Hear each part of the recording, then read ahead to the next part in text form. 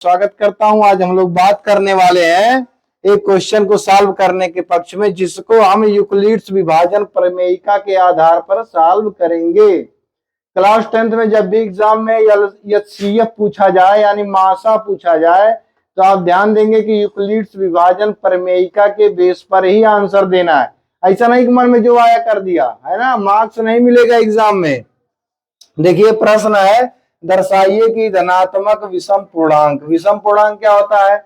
ऐसा धनात्मक पूर्णांक जो 2 से डिवाइड किया जाए तो उसका शेषफल 1 आ जाए तो उसे हम क्या कहेंगे? विषम पूर्णांक कहेंगे।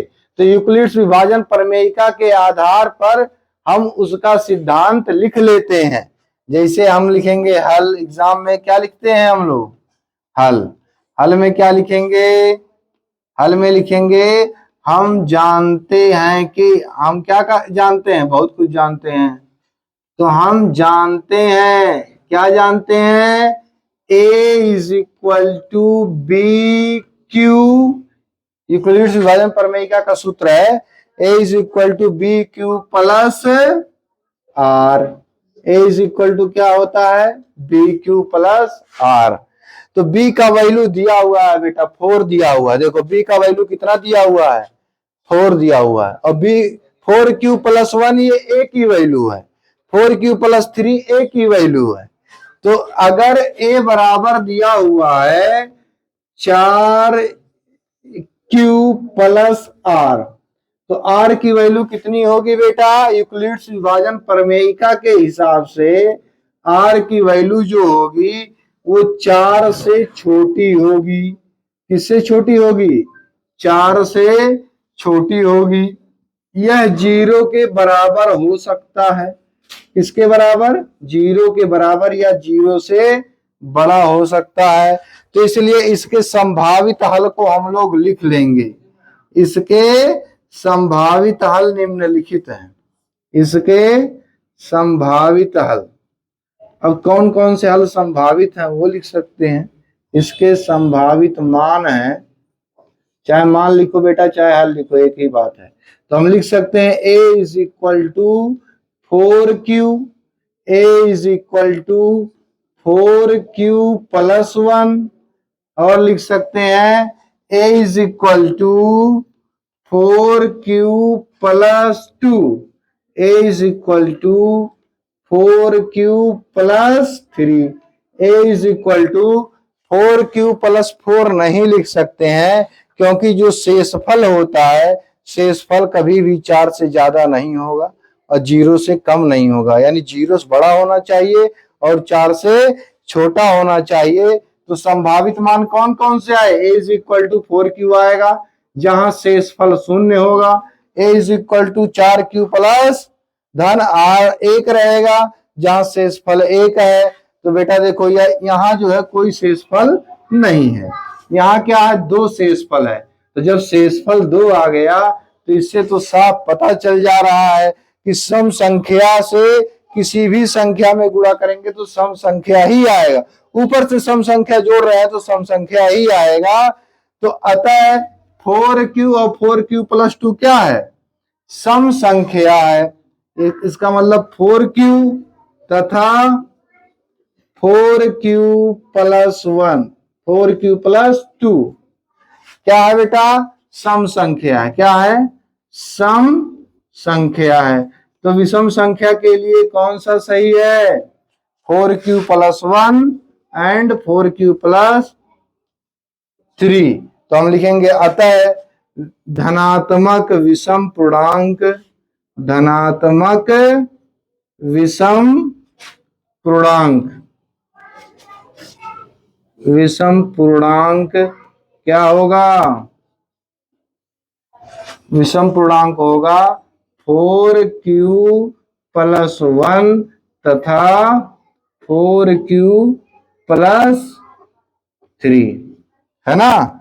अतः धनात्मक पूर्णांक 4q प्लस 1 तथा 4q प्लस 3 होगा। इस तरह के जब क्वेश्चंस एग्जाम में आ जाए तो आप लोग एक ध्यान देंगे कि आप सबसे पहले क्या लिखेंगे? यूक्लिड्स विभाजन प्रमेयिका का जो फार्मूला है वो लिख लेंगे। लिखने के बाद हमें क्या करना है? लिखने के बाद हमें जो r की वैल्यू वेरी करती है कि r की वैल्यू कितना होगा। जैसे यहाँ दिया हुआ है 4q, 4q दिया हुआ तो हम 4 से विभाजित कर रहे हैं ना, तो जिस संख्या से हम विभाजित करते हैं यानी जो विभाजक होता है कभी भी शेषफल उतना नहीं आना चाहिए। अगर आ गया तो हमारा लगाने का तरीका गलत हो जाएगा। तो अगर यहाँ 4 दिया हुआ है तो r की वैल्यू कितनी हो सकती है 0 1 2 3। अगर यहाँ 5 दिया हुआ है तो r की वैल्यू होगी 1 2 3 4। अगर यहाँ 6 दिया हुआ है तो इसकी वैल्यू होगी 1 2 3 4 5 6। तो ये बात ध्यान देना होता है। यही जो सबसे छोटा सा स्टेटमेंट है अक्सर बच्चे इसे याद नहीं करते हैं और ये इसी पर बेस्ड क्वेश्चंस होता है। आखिर यहाँ वैल्यू कैसे लिखा गया 4q, 4q मतलब है 4q प्लस 0, तो प्लस 0 को तो कोई लिखता नहीं है, तो ये 4q है, 4q प्लस 1 है, 4q प्लस 2 है, 4q प्लस 3 है। 4q प्लस 4 हो ही नहीं सकता, क्यों? क्योंकि 4 जो है वो 4 से कट जाएगा बेटा, जब 4 से कट जाएगा शेषफल शून्य हो जाएगा। तो इसलिए हम क्या लिखेंगे 4q लिखेंगे, 4q plus 1, 4q plus 2, 4q plus 3, है ना। तो ये 3 सिचुएशन है। यहाँ कुछ छोटी मोटी चीजें लगती हैं, है ना। जब सम संख्या से, किससे?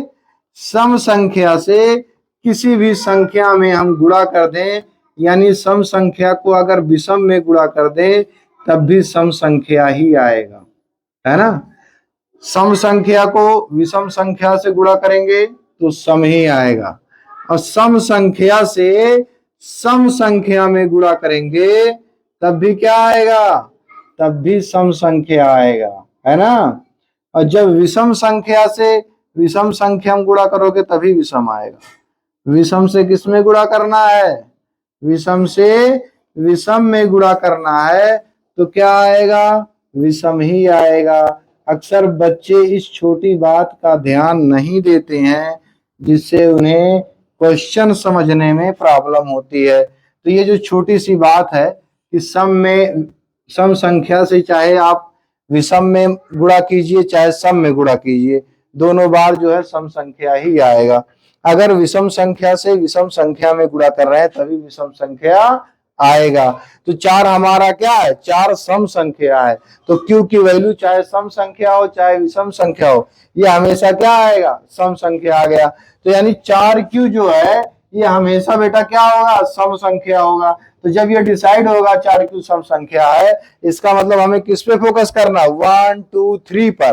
तो आप जानते होंगे कि 1 जो है 2 से डिवाइड नहीं होगा, 3 2 से कंप्लीटली यानी पूर्णतः डिवाइड नहीं होगा, लेकिन 2 क्या है? पूर्णतः विभाजित हो जा रहा है, इसलिए ये सम संख्या हो जाता है और ये सम संख्या हो जाता है। तो हमने लिख दिया है कि 4q और 4q प्लस 2 क्या है?